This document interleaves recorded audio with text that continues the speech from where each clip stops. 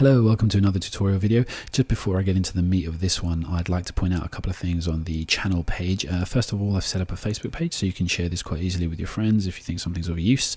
Secondly, I've actually set up a Twitter account so you can ask me things publicly rather than through messages. That makes it a lot easier for me, A, to reply to you, and B, it's always there for people to actually look back over questions asked and answers rather than them being private ones. And also, most importantly, I've actually put a list of all the WCS tutorials that I've done. So if you click on that, you'll actually see a list of everything. I've split it into literature, poetry and language, and I'm going to be adding to them daily. Currently I do a lot of my focus on AQA, but I'm going to start doing a lot more OCR stuff. If there's anything else that you want to see added, etc., then just get in touch in any of those modes of communication and I will see what I can do.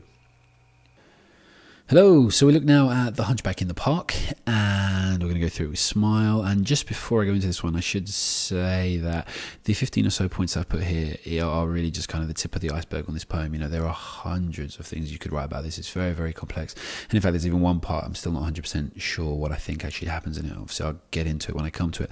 So anything that you want to add and obviously put on, same with any of these videos, just please kind of put it on, especially if you're in the comment section, especially if, you know, you've come across a conclusion or someone in your class did or your teacher did, etc., etc. So then please share it and then you know, just put it up for other people to hopefully benefit from. So we start then with the structure, and first of all we look at all the enjambment all the way through. You know, the lines just run on and on and on, and there's very rarely used punctuation. That gives us the idea of the freedom, and the freedom we're reflection here is obviously the freedom that one should have in a park. Obviously, do they want, perhaps obviously of the youth, of the boys, and moreover the freedom of the imagination that you know, people have. First of all, in the boy in the park, obviously we're seeing everything that goes around him and how he references things, and obviously the imagination in the boys as they're kind of laughing at the Hunchback, you know, perhaps thinking him an ogre or some kind of excuse the phrase boogie monster, or the actual Hunchback himself when he's actually thinking about the woman that he wants, you know, this woman with a straight back. We've got the different voices as well, and that same, obviously all those three things that I just referenced are still important, but that's really important in the structure, because it's not actually their voices, quote unquote, in terms of us hearing them, but obviously we get a kind of a view of what they're thinking, and that's really important, obviously, because we've got the boy feeling, you know, this kind of strange maybe kind of connection, or at least, you know, empathy for the Hunchback. We've got the boys obviously thinking him something of intrigue, something to chase and mock, and we've got the man as well, and you know, him thought and his dreams, and you know, what kind of life he wishes for himself. Again, it's reflected in the shape of the actual stanzas, because they're all similar length. I think they're all 6 apart from one, which is 5, and then they all have like kind of different length lines, which again kinds of freeness of the imagination, or just the fact that, you know, anything can happen, or you know, your imagination can go as far as it wants. So some of the meanings then, we get the idea of the loneliness and the isolation that comes through, obviously, first of all, because he's the Hunchback in the Park, you know, that's his name. He's not actually given any kind of purpose, any kind of personage or any kind of title apart from that. So again, it just shows he's something on his own. Obviously the fact that he's solitary there again, and also the fact that, you know, obviously he lives here, number 2, and there was one more thing I wanted to point out about that. The idea of him, yeah, obviously like kind of the only person that he does have is this person that he has in his dreams.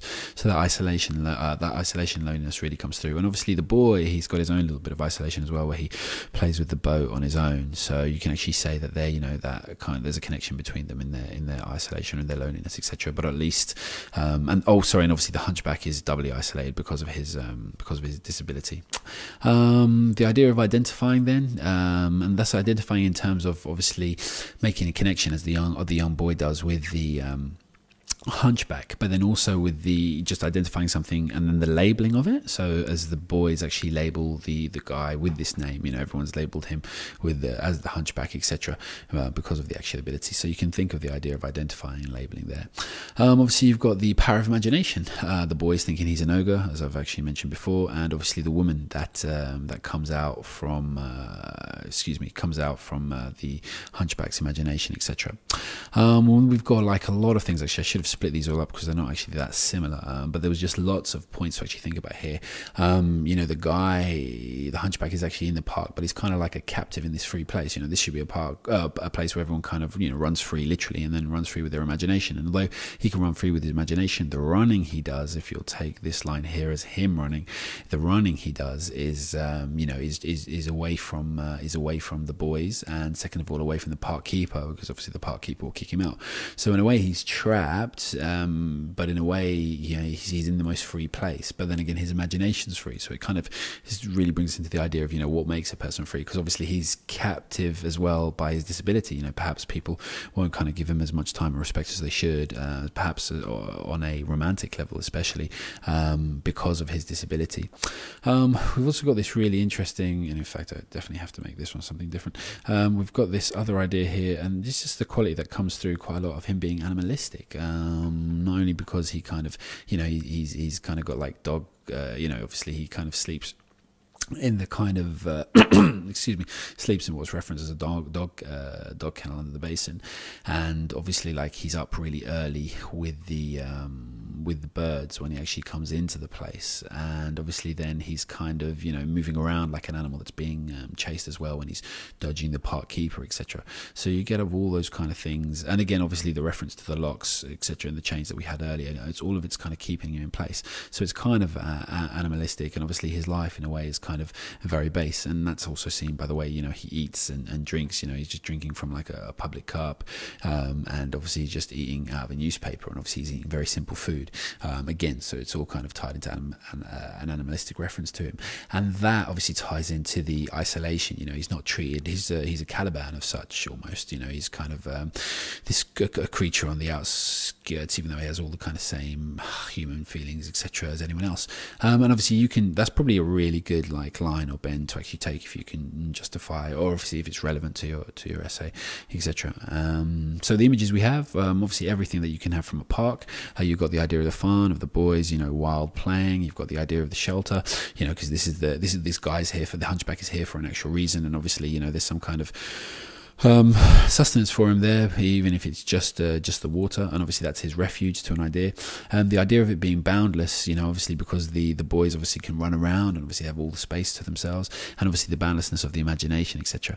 And then we actually ask ourselves, what the park is actually home to, and not only like kind of literally in terms of obviously the animals that come there, like again the birds mentioned, but also the home to the kind of ideas and what actually happens there.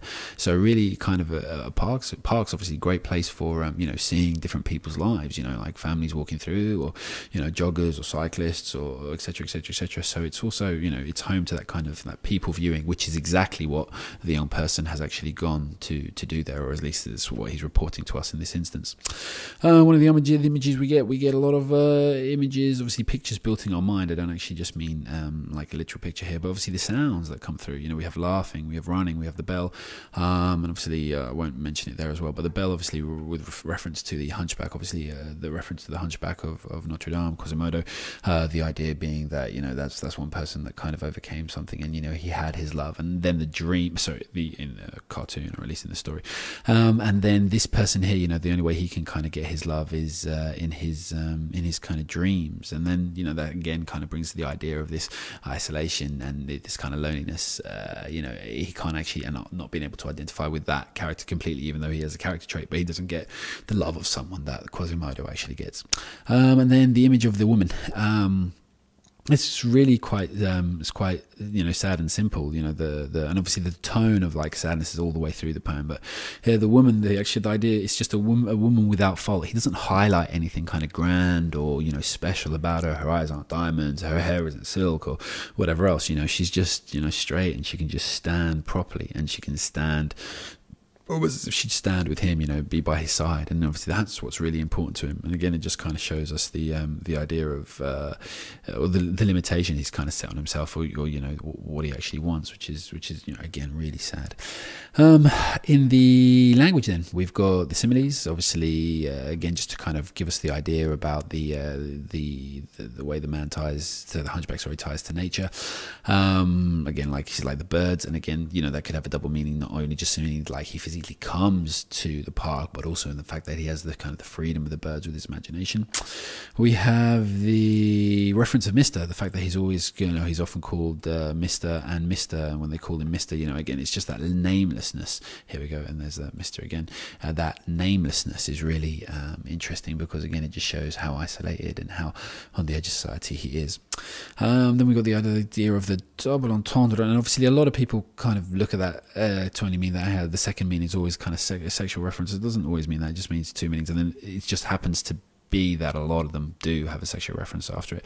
And that was what I wanted to point out to you with the wild boys. Obviously the wild boys, innocent strawberries, so that's got two meanings in terms of the boys are kind of like wild in their behavior, they're just mocking a stranger, maybe not very well raised to do that, but then at the same time they're just kind of wild, they're just kind of running free. And obviously he references them here as innocent, so he's just doing what young boys do. And obviously when but then again, like when he's actually he says they're wild, strawberries, and obviously as everyone knows, strawberries can be really bitter or really sweet. So again, they have those two things. They can just be either way. So maybe that wild boys is innocent of strawberries. Strawberries aren't to blame for their taste, and actually whether it's good or bad, it's just the way they are. So you can look at that way. What have we got here? Obviously, then the language here, even though we've got this man is isolated, he's got really. I just find it quite strange that he's actually referred to as dodging the park keeper, with the kind of description around a man, or the description around someone who's kind of more mature. You'd expect it to be he eluded or he avoided, but here we've got dodging. So we've got this kind of his own childlike his own kind of childlike action that he does. Or maybe this is just showing the voice, the age and the voice of the narrator, that he can only kind of reference it with those words, the dodging. So again, it's interesting. And then you've got the idea of in the language of the lock and chain, and obviously what they mean, not just physically in terms of being in the park. So yeah, sorry, here we are. We chained him up, for example. That's interesting in and of itself, just because obviously it closes him up there. But more importantly, I was also talking about the limitations, etc., that are on him in life because of his disability, etc., and obviously because he doesn't have the finance, we presume, to actually live a better life. So again, there's like several layers you can link into there.